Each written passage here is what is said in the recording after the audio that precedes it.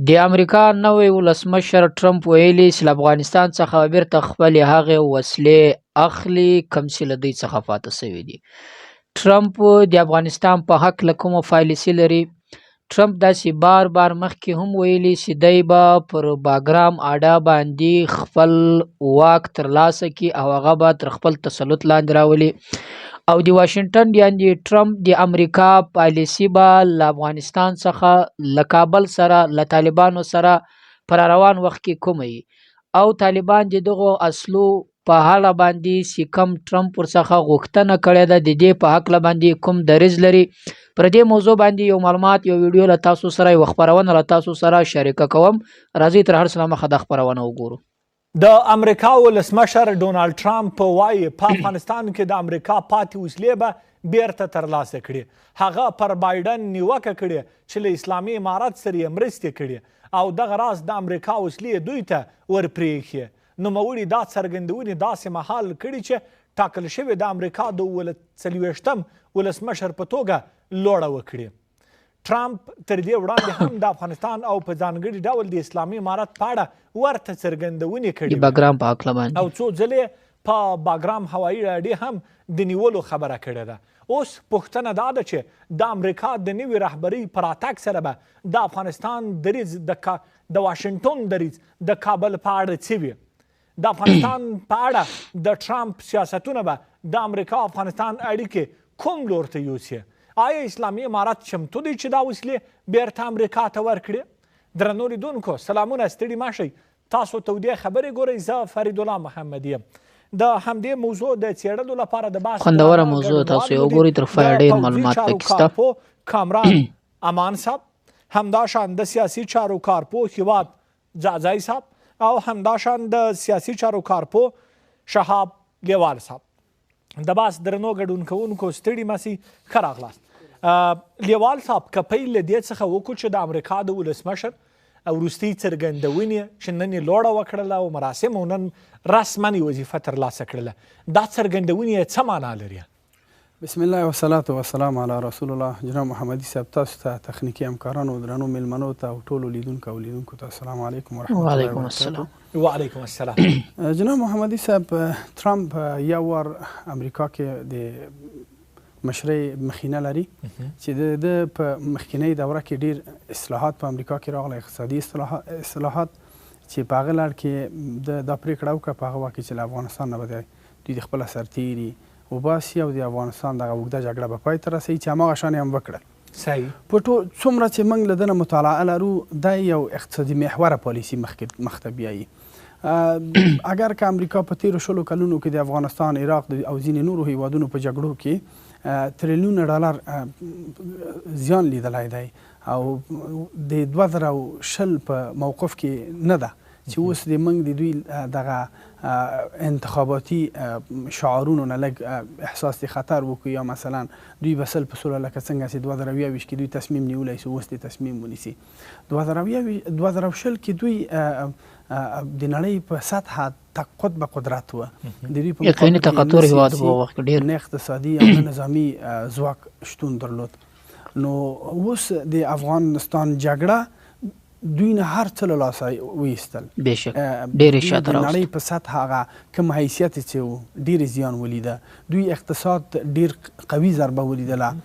دوی په مقابل کې پوځي ځواک لکه روسیه، اقتصادي ځواک لکه چین، سیاسي ځواکونه لکه بریکس، اقتصادي او سیاسي دا په مقابل کې راولاړ شول چې اوس موږ د دې د امریکا د مشر نوي ولسمشر د ټرمپ د ګوتڅندنو ته یا اخطاریو ته یا مثلا کمپایني شعارو ته ډیر ارزښت نه ورکوو، ځکه د دوی پالیسي اوس د آسیا د مجموع پالیسي په مطابق وړاندې ځي.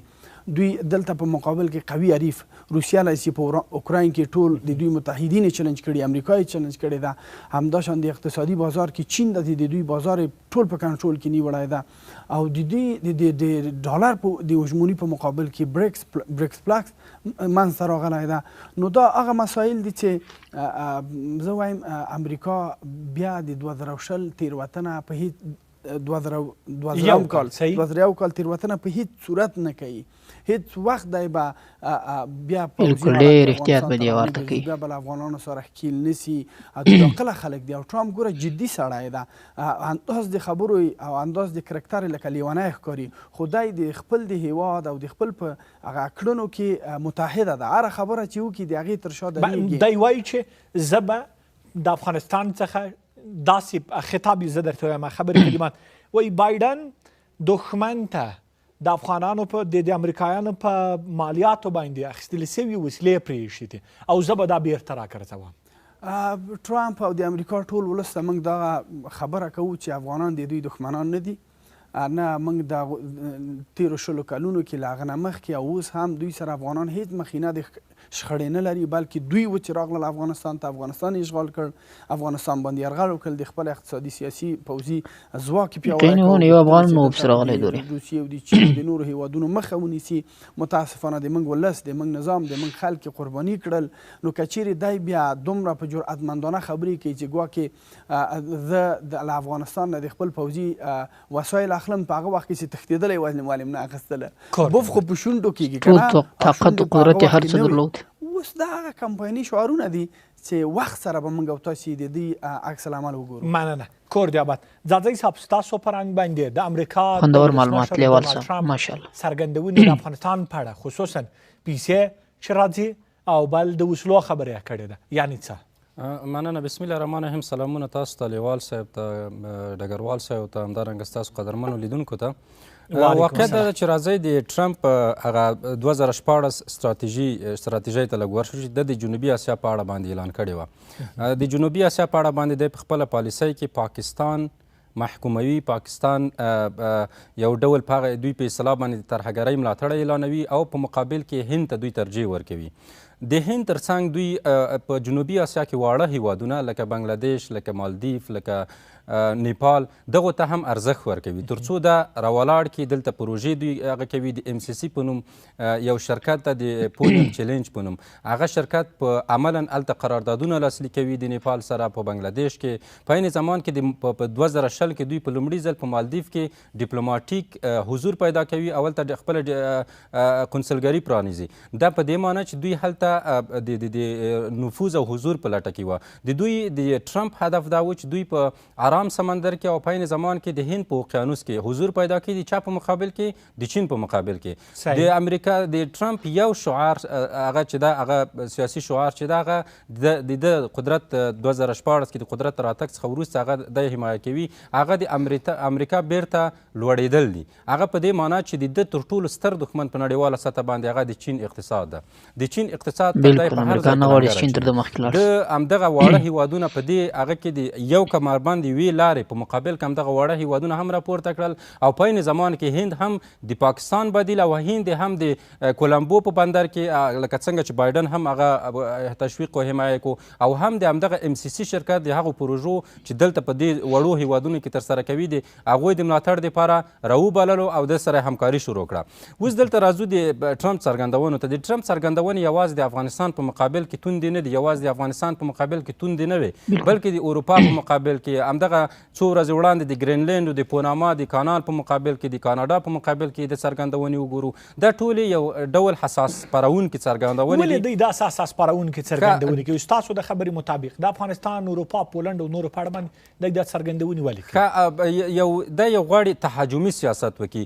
مخکې د دې نه چې دی عملي سیاست ته راشي، دی د هغې نه مخکې یو پروپاګنډي سیاست مخکې وړي تر څو هغه هیوادونه چې دی ورسره معامله کوي، دی معاملې ته حاضروي، هغه مخکې د مخکې نه په اصطلاح باندې تسلیم شي دوی ته تر څو دوی خپل اهدافو ته ورسیږي.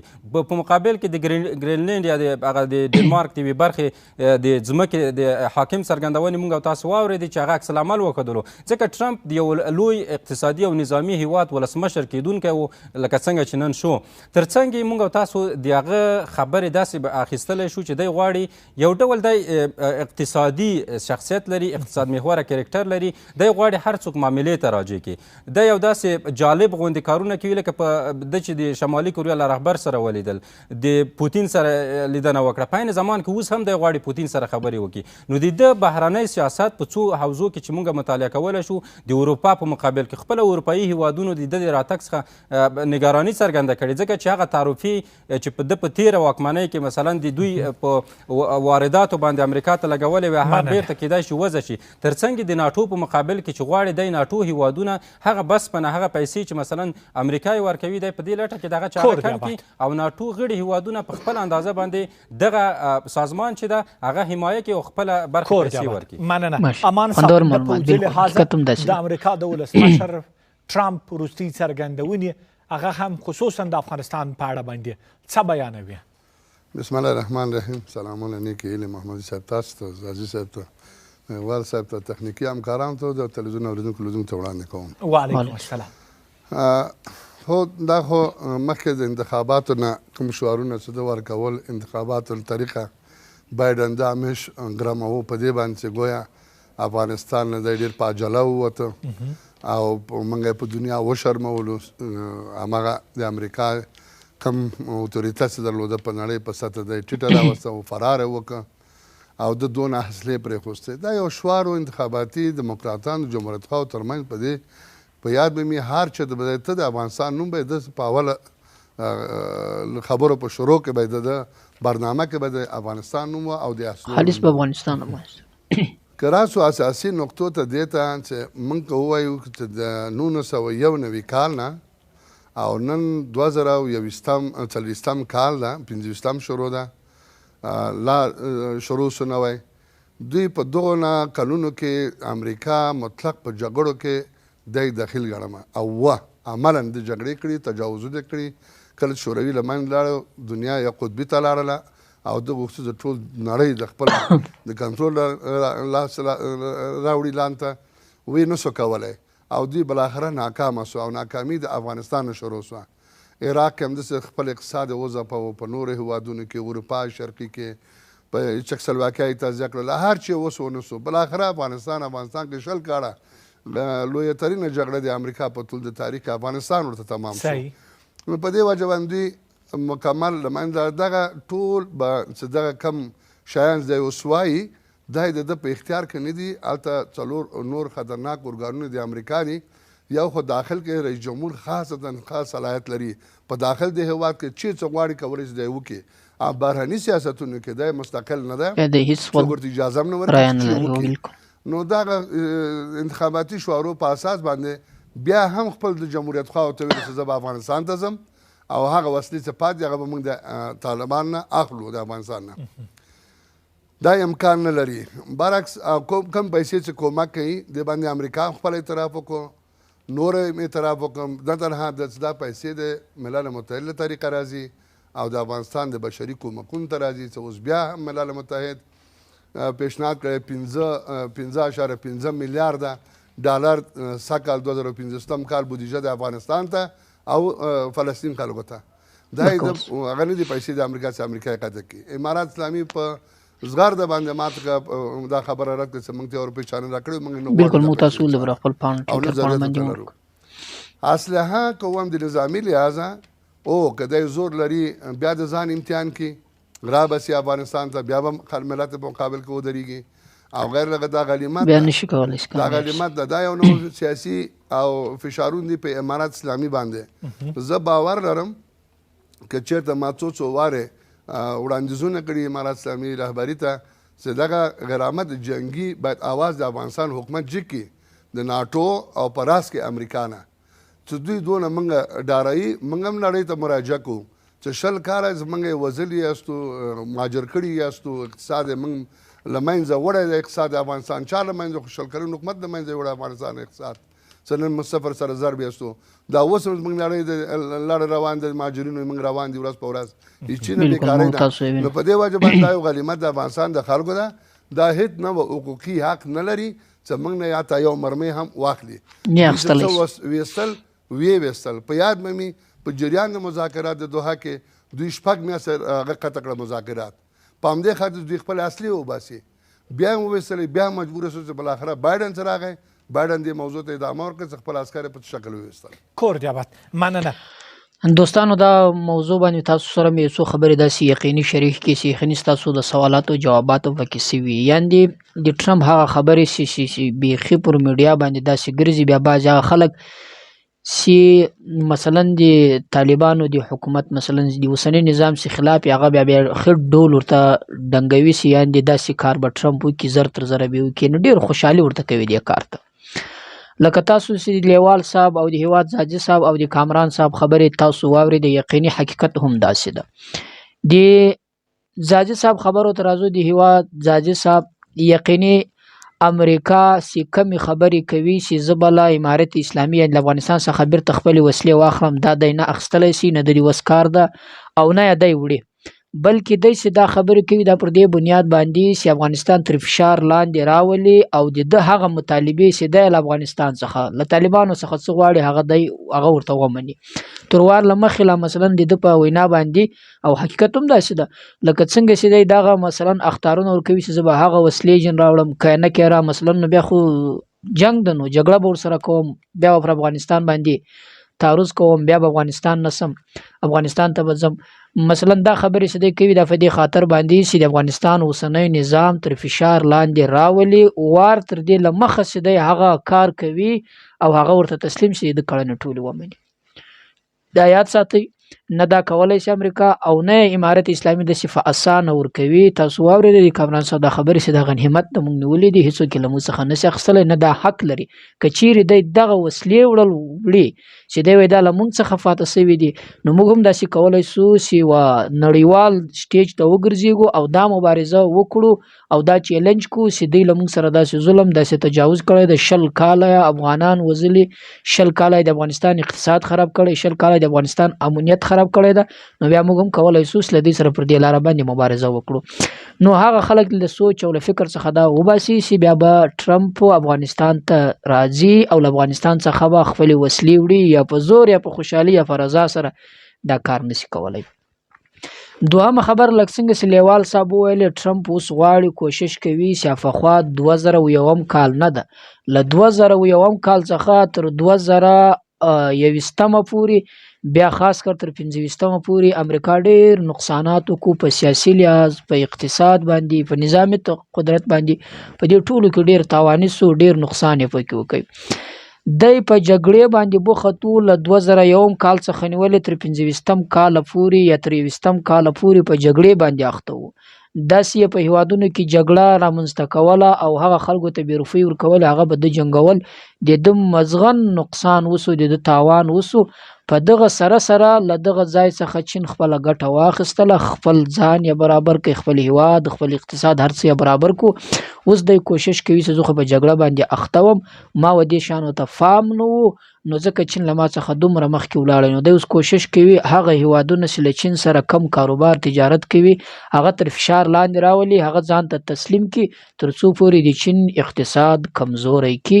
او په دغه طریقه سره دی کوشش کوي چې بار بار و هغه هیوادونو ته د اخطارونه ورکوي چې هغه د چین ملګرتیا کوي.